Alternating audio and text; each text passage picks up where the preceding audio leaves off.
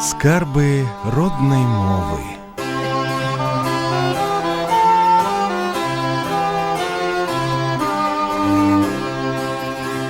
Мова – душа народа, люстэрка яго жыцця і ўмова існавання нацыі. Тых, каму даспадобы мілагучнасць і спеўнасць беларускай мовы, каго чаруе хараство беларускага краю, вабяць беларускія нацыянальныя звычаі і захапляе мастацкае слова, мы ласкава запрашаем вывучаць беларускую мову разам з намі. Вы збіраецеся наведаць Беларусь, хочаце, каб вашыя дзеці авалодалі роднай мовай. Вас цікавіць беларуская культура і літаратура? Жадаеце вывучыць яшчэ адну мову? Мы дапаможам вам. У студыі Радыё Беларусь Таццяна Гаргалык. У мінулым выпуску мы расказалі аб узнікненні ў беларускай мове літаратурных і дыялектных назваў насякомых. Працягне дзяліцца цікавымі звесткамі мовазнаўца, кандыдат філалагічных навук Кацярына Ганчарэнка. Вітаем! У палях можна сустрэць зялёнае насякомае з доўгімі вусікамі і лапкамі, якое скача. Коніка. Калі звярнуць увагу на распаўсюджанне назвы, атрымаем, што конік фіксуецца у паўднёва-заходніх і сярэднебеларускіх гаворках, а на тэрыторыі паўночна-ўсходніх козлік, кізялок, ці па Магілёўшчыне і Гомельшчыне скакоў, скачок. На заходнім палесе, акрамя ўсяго пералічанага, сустракаецца ковалік. Параўнаем рускай кузнечык і беларускае дыялектнае кузнечык. Ёсць у яго блізкі родзіч, меншага памеру і карычневай афарбоўкі. Цвыркун, назва якога ідэнтычная для большасці славянскіх моў і паходзіць ад уласцівасці насякомага. Сверчаць, трашчаць, шчабятаць, свістаць. Цвыркун мог жыць не толькі ў полі, але ў дамах, паміж бярвён. У разуменні ўсходніх славян, пішуць Янка Крук і Аксана Катовіч, быў сімвалам утульнасці, парадку і дабрабыту. У весніцах стары цвыркун пілуе марш на скрыпцы. Васіль Вітка. Што ажыўляла хатку-хібарку і скрашвала адзіноту бабкі-бабылкі, дык гэта цвыркун, Якуб Колас. У сучасных СМІ можна знайсці нават узгадванні пра фермы цвыркуноў, якіх гадуюць для рыбалоўства і нават для кулінарыі. Хрушч. Вытокі гэтай назвы майскага жука відавочныя, ад слова хрумст, а таксама храсток, разнавіднасць злучальнай тканіны арганізма чалавека і жывёлы, якая вылучаецца шчыльнасцю і пругкасцю. Спіна хрушча уяўляе сабой тоўсты панцыр з рэчыва хіціну. Звернемся да тэкстаў класікаў. Захмарана ціхай і цёплай, чулася наперадзе далеч, і гулі ў бярозавым ветці хрушчы. Міхась Стральцоў. Дундзелі ў залатым вячэрнім паветры хрушчы. Уладзімір Караткевіч. Назва дакучлівага насякомага крывасмока камар, як сцвярджае этымалагічны слоўнік беларускай мовы, мае адносіны з праславянскім ком, клубок, рой, камяк, камлыга, груда. Параўнаем беларускі выраз. Камары мак таўкуць. Калі камары роем, слупам, клубком круцяцца то ўгору, то ўніз. Індаеўрапейскімі адпаведнікамі трэба лічыць літоўская каміны, лясная пчала, нарвежскія хумры, іржаць, бурчаць. Працягнем расповед пра насякомых пасля музычнай паўзы.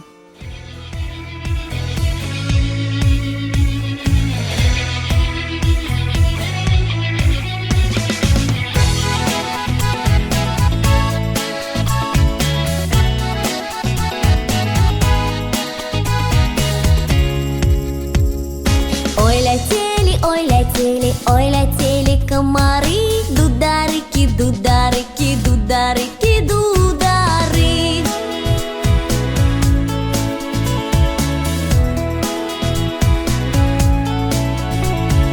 Ой, сестрели, майго любага ў бары, дударики, дударики, дударики, дудары.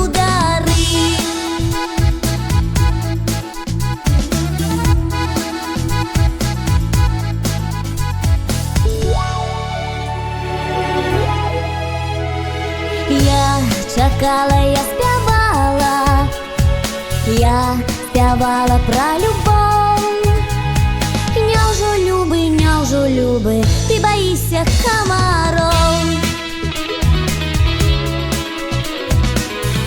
Нізка ў полі травы гнуцца і да самай да зары. Навакол мяне віюцца жаніхі як камары. Жанішкоў я адганяю, з неба зорак не лаўлю. Аднаго цябе кахаю, аднаго цябе люблю.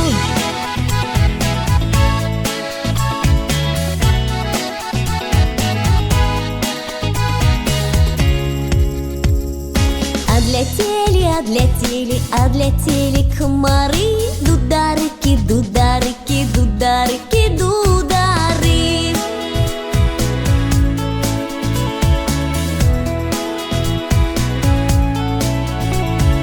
Назаўсёды мы сустрэліся ў бары. Дударыкі, дударыкі, дударыкі, дудары.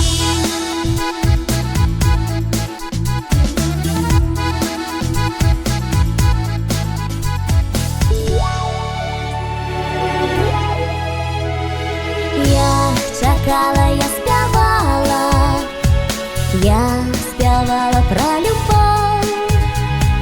Няўжо, любы, ты баішся камароў.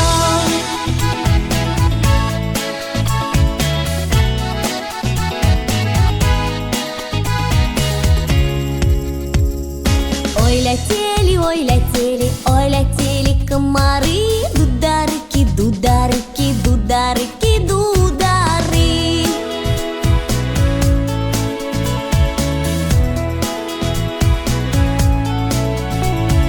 Ой, сустрэлі майго любага ў бары.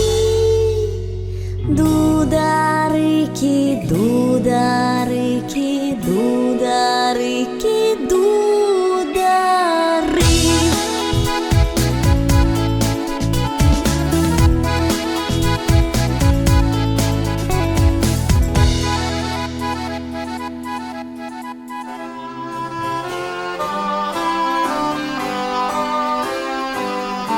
Скарби родной мови.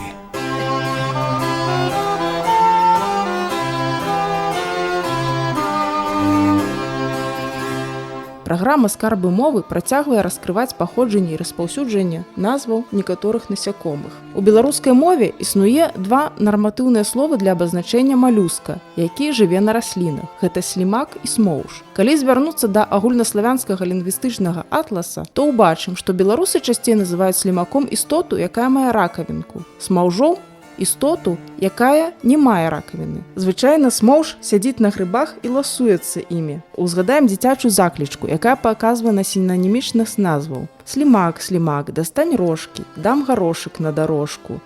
Смоўжык, смоўжык, выстаў рожкі, я табе дам 2 пірожкі. Паводле паходжання карані абодвух слоў сыходзяцца на вытворным значэнні індаеўрапейскага слэйм, слізкі. Магчыма і вытворнае значэнне моўзаць, кусаць без зубоў, мусоліць, слюнявіць. На Віцебшчыне і блізкіх да яе тэрыторыях слімака з ракавінай называюць піяўкай, без ракавіны – піявачнікам. У Брэскай вобласці абодвух слізнякамі. Зразумела, выдзяляецца носьбітамі мовы і дамок істоты. Даследчыкі зафіксавалі назвы круцікі, кружолка, ракушкі. Цікава, што на паўднёвым усходзе Беларусі малюска з ракавінкай і без яе называюць чарапашкай. Чарвяк, хоць і з'яўляецца не вельмі прывабнай істотай, зато паходжанне яго імені адкрывае найцікавейшыя сувязі. Пра гэта напісаў у адным са сваіх артыкулаў мовазнавец Уладзімір Куліковіч. У старажытнай Індыі, якая з'яўляецца калыскай сучасных еўрапейскіх моў, узнікла назва цёмна-чырвонага колеру – кармін, якая перайшла